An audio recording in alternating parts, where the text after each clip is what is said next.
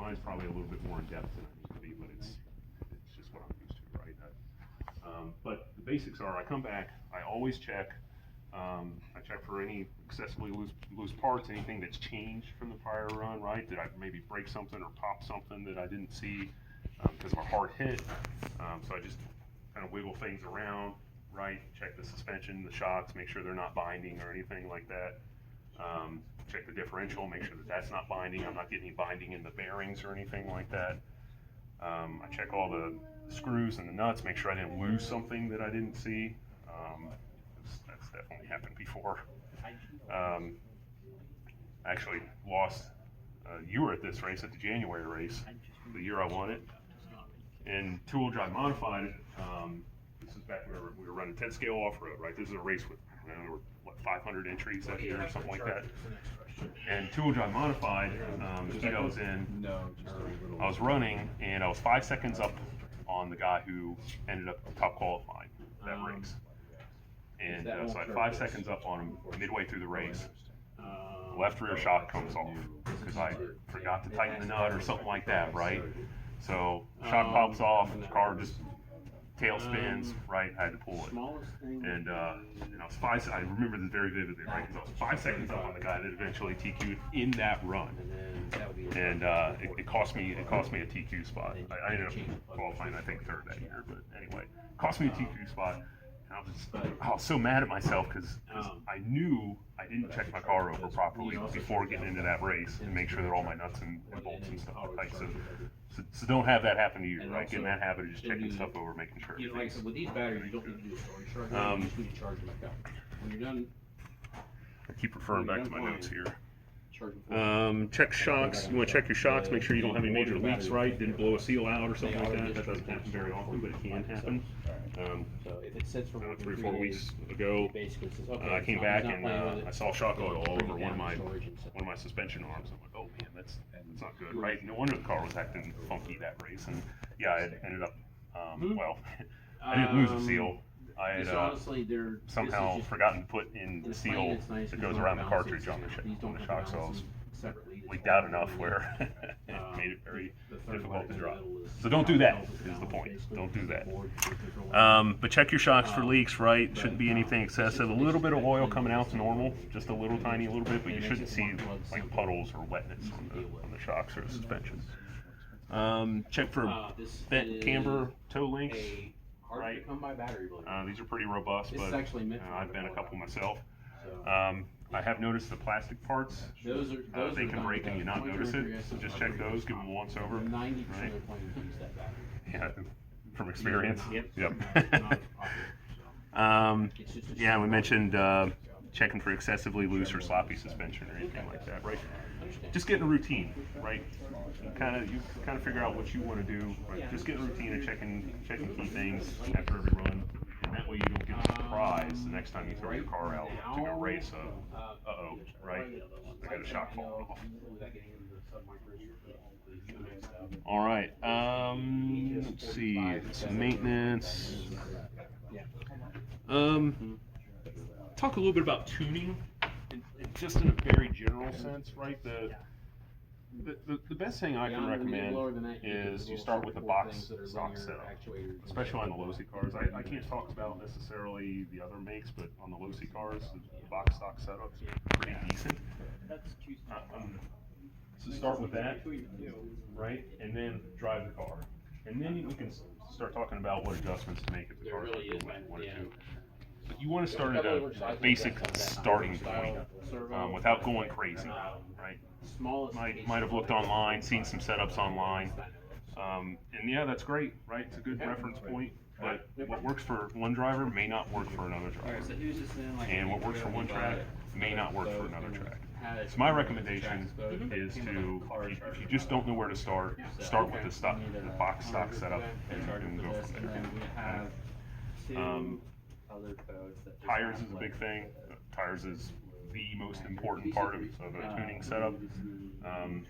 Pretty much everybody here on the buggies runs Prisms, Proline Prisms on the back, and wedges. Yeah, couldn't remember the name. wedges on the front, right? There's other options. J Concepts makes some, but those are pretty much the standard tire for here. On the trucks, I think it's prisms all the way around, right, Daniel? Prisms all the way around on a Mini T. On a short course truck, it's more open. A lot of people are running prism rears. Some guys are running prism fronts. Some guys are running BK bars. Oh, yeah, okay. To take steering out of it so it doesn't roll. Yeah, they're kind of evil with prisms on the front. Yeah. A lot of my perspective is coming from Rutgers, right? That's the classes I run. So, but if we talk about tuning stuff, same concepts will apply. But as far as specifics, that's why I'm asking Daniel. So he knows what he's doing with the trucks. Would this work for those? I think.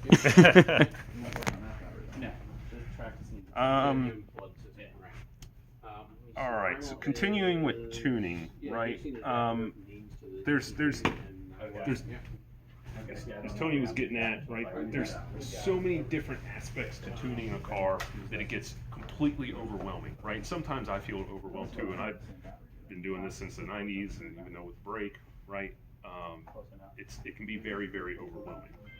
But there's some basic things that you can do or that can know about that are going to help you out without being overwhelmed. And that's the key points, I think, are springs, oil, and ride height. Right? Those are kind of the basic things to think about when you're tuning a car, starting out to tune a car. And you'll get into camber lengths and camber positions and shock positions and all that stuff. Right? Don't worry about that stuff now. Stock setup's pretty decent where they've got those things mounted. We'll worry about that later. As far as oil goes, what did I say? Oil, springs, and ride height is the basics. In general, I'll say again, very much generalities here. Going thicker oil usually makes the car easier to drive because it slows reactions down, right? So if you go to 35 weight oil instead of 30 weight or something like that, usually whatever in that goes, it's going to make the car a little bit easier to drive, less responsive, which sometimes can be faster, right? Sometimes it can be slower. But in general, going thicker is going to slow transitions down, right, left to right, make the car a little bit easier to drive. With springs, kind of a general rule of thumb is if you go stiffer on a spring on one end, you're going to lose traction on that end. That's not necessarily a bad thing, right? So if you've got a car that's drastically understeering, you could stiffen up the rear end of the car with a stiffer spring, and you're probably going to get some more steering back. Now, one key point is when I say stiffer or softer springs, I don't mean cranking down on these adjusters.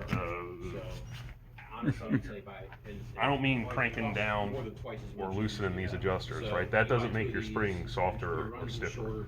Right? That changes your ride height, changes the preload on it, but it doesn't change the stiffness of the spring. So I'm talking about actually changing a spring rather than adjusting these guys, because a lot of people get that confused.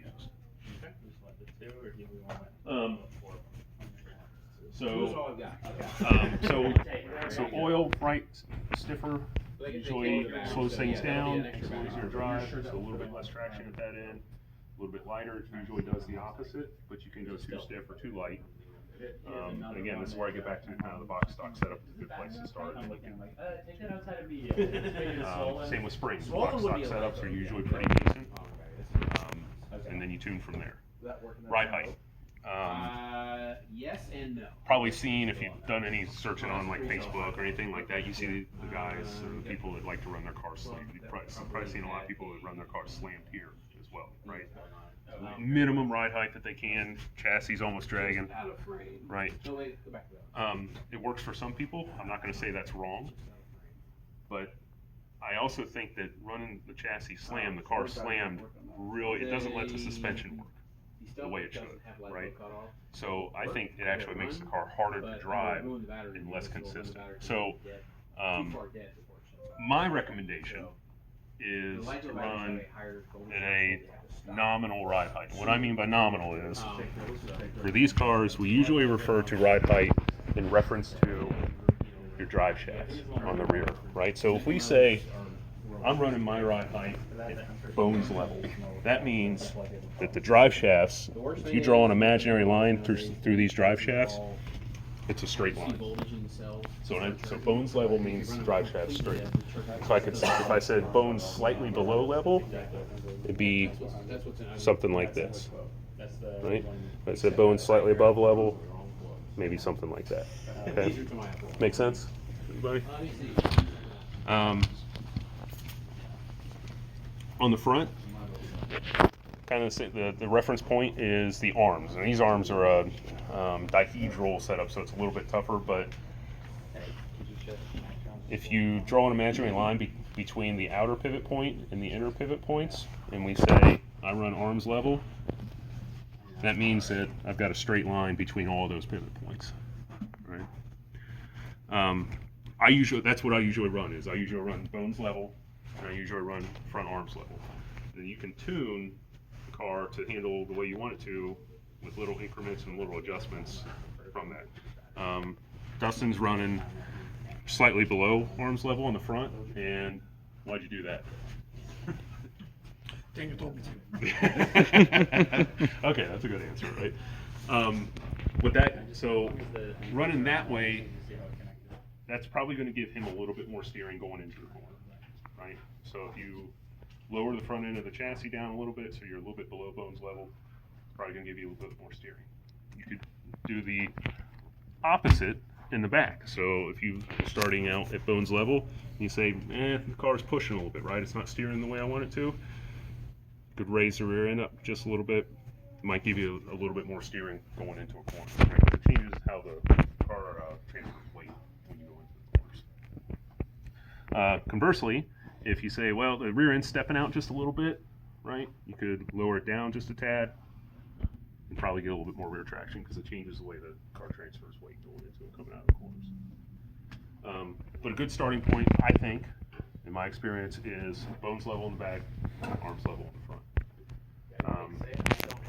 Like I said, there's lots of differing opinions on carpet tracks, whether you want to run a car slammed or not. But in my opinion, is that when you do that, you don't allow the car suspension to work the way it should be working, right? To transfer weight when it should. I think you're actually losing traction that way, making the car more hard. One of the nickel ones. It will run very slow. Okay. All right. Because your performance. These only go on slower. So I think That's why they. just a couple of notes on driving basics, and then I think maybe we get into maybe some observation, right? Can give you some pointers while you guys are driving on the track. Sound good to everybody? Yeah. So driving basics. Slow is fast. I said it before. Slow is fast, right? Tony mentioned it. We'll say this. I'll say this ad nauseum, right? If you go out there and you're a half a second or a second slower a lap than somebody, and they wreck 4 times, 5 times, 6 times, you're going to win that race, right? Because it's going to take 3 seconds, 5 seconds, 10 seconds, sometimes longer, for them to get marshaled, and you're going to pass them even if you're half a second or a second slower a lap, right? You're doing that consistently, and so that's one part of slow is fast, right? The other part of slow is fast is what Tony was saying before, is that you're watching a car go around a track and it's fluid and it's not looking like it's doing anything erratic, right? That's slow is fast also, right? So when I'm out there driving, I like my car to flow around the track, right? So it's not doing these erratic motions, these erratic starts and stops, these jerky motions, right? If it's flowing smoothness, that's probably going to be a real fast lap. So slow is fast, right? And so that's 2 parts of slow is fast. Another part of slow is fast is that often you have to go slow to go fast. And that coming into a corner and coming out of a corner, right? So what do I mean there? I mean that you need to get your car properly slowed down for a corner to make that corner, right? And then you don't need to come out of that corner full pin, full throttle every single corner, right? So smooth motions not only with your car, but your transmitter too, right? Steering, throttle. Get the car slowed down before the corner, make the corner, and then roll back on the throttle coming out of the corner, right? You're not, yeah, okay, maybe you'll gain on a perfect lap, right, where you hit every single one corner perfectly. You might gain a tenth or two by driving strapped, and I mean like click, click, click, click, click, click, right, where you're hearing the throttle. You can hear some people, they're clicking that throttle, man, right? They're trying to get every single ounce of power out of that car as soon as they get out of that corner and get it lined up, right? But you can't do that every lap, right? Even the best drivers in the world, they can't do that every single lap. They can't drive strapped like that every single lap. And that goes back to, if you make a mistake, man, that's 5 seconds, right? And that can mean the difference between winning and being last in a lot of big races. Cool, thank you. I mean, Thank you. Dusty, you remember And then, this race I was talking about before with 500 entries, the A mains were separated by Anything on that end cap? 5 seconds, 10 seconds between first and 10th. Oh, any And then behind that was probably another 5 seconds to the next 20 or 30 people, right? So it can make a big difference, one wreck. So anyway, so again, you have one takeaway from this. Remember, slow is fast. And I'll keep saying that, but slow is definitely fast. You want the car to be fluid, moving around the track. You don't want jerky motions. So think about that, right? Getting the car slowed down before you go into the corner, getting around that corner, and then getting out of the corner. I think, Daniel, Sounds good to me. anything you want to mention? Skip, anything you want to mention? So steering, hold people just letting go of the Oh, wheel. yeah, that's a good Bouncing one. back. I hear that constantly. Yep, that's a real good one. Glad you brought that up. Yeah, right. You hear it twang, right? When you're up next to somebody, you hear ding, ding, ding, ding, because they let go of the steering to allow it to center back up. And I guess it works for some people, but I always recommend keep your hand on that wheel, because then you know exactly where it is at all times. Right? And then you don't have to refine your center every time you let go of that. So yeah, that's a great point, Dustin. Look that up. All right. Let's see. So I think Skip, I think we're maybe ready to turn everybody loose and Okay. give some. Drive some cars and Yeah. see what they like. See you like. Yep. Sound good? Any questions from anybody? Right? Yeah. I talked a lot. We talked a lot. We hit you We with a enjoy ton of talking stuff. way too much. So. Yeah, we're nerds, so we enjoy talking about this stuff. But any questions at all related to anything? Anything that you don't understand, anything you want to understand, or Yeah, it doesn't have to Yeah. be on anything we Yeah. covered, but anything specific Yeah. either. So, I have on a mini B. If I at all tap a wall, Mhm. I immediately torque roll. Is that a setup issue with my suspension geometry, or just don't tap the wall? don't hit the wall. Yeah, That's blunt as can be. Yeah. Don't, Don't hit the walls. Yeah. Like, Yeah. but I mean, if I sneeze near a wall, I torque roll. So it's got- Again, when we'll go out and drive the cars and give you some tips on what to do to them and stuff like that. Yeah. I don't know if you touched or not. One other thing I'd like to mention, I see a lot of people coming here practicing, and it's just they're running battery after battery after battery after battery. Yes, learning to drive the car is important, but learning to drive a bad car is It hurts you. is teaching you bad things, basically. So it's one of those things that try stuff. Just like I said before, try things. Change springs, change camber, just see what it does, so you know in your own mind what happened. It's part of the So- fun of these too, right? Yeah. Is tinkering with them. As I always thought so. Just running lap after lap after lap, driving a bad car is not going to help you. We used to do it in the day. We would basically, when we were racing, watch a kid in one of the lower classes. Is like the kid can drive the wheels off the car, but the car's not helping him. You know, we could we'd grab the kids. All right, bring your car over here. We're gonna go through it. And multiple times we've done that, and the kid went from struggling in the C main to almost making the A, just by tuning his car. So there's a lot of people out here that have natural talent that don't realize how bad their car is. So their talent is making up for the car. That's what we want to. That's what we're trying to help, here, right? yeah. Is to, I drove probably the first 15 hours on that mini B Mm-hmm. with no oil in one of the shocks from the factory. Right. that was it. Yeah. And that was that was Yeah. a whole lot of fun to relearn how to drive it after it actually Right. had Yeah. shocks. So it's one of those things that it's more back in the day stories, but it used to be things are a lot less now. It used to be you built a car to win. These cars are so good now. You open the box, you put it together. As long as you do what we're talking about, general maintenance and stuff, and make it right, if you can drive, it's a competitive car.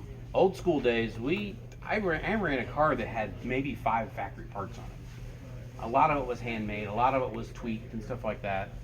And many times we'd take a guy, one of my buddies, and we'd build a car for him, and he'd go out and kick our butt the next week because it was a fresh new car. He had been driving a car that was so hard to drive, and all of a sudden you give him something that's set up and easy to drive, and it's like a new world for him, and he just runs rings around you. So having a good car underneath you is a lot more than most people realize. Fire away. I have a JXR too. Mhm. It makes random clicking noises when going through corners quickly. We have experienced that. I checked, it's not the clutch. It's the drive shafts. The sliders on it don't fit the balls perfectly. They slop up and down a little bit, and it's the drive shaft clicking back and forth, sliding on the ball. It's not anything that hurts. The only other I've seen one JRX2 munch a diff, and only one. And it's that's the one thing. The diffs on all these cars. The JRX2 is the same diff as the Mini B and Mini T, just different parts on it to make it work. They're really robust. We've seen people wipe out diffs, but it's 9 times out of 10 it's running in brushless, running the slipper lock, and having a really heavy finger. So the diff in that car will outlast the car, in my opinion. It's not the diff clicking. So I've only seen one that the diff was actually bad, and it was the 2 brothers who come in here and practice all the time, and it was just a fluke. Something was weird about that car. But That is as far as upgrades go, right? Tony's right. The Mini Bs and Mini Ts, JRX2s, right? You really can't upgrade anything. Right. It's spec class, but Mini Bs and Mini Ts, there's really nothing you have to upgrade. There's a couple things that are nice. right. Tony mentioned the slipper plates; those are nice if you're running mod. The steering, bell cranks are probably a good one. I'd argue those bell cranks are Yeah. The bell cranks are they're not absolutely necessary, but they are a peace of mind thing. Yeah, definitely. Yeah. Yep. Um, The front bulkhead, right where the arms mount to. Mhm. Again, not necessary. My mod car but still got a nice. plastic bulkhead on it. Does it? Yeah. I've never replaced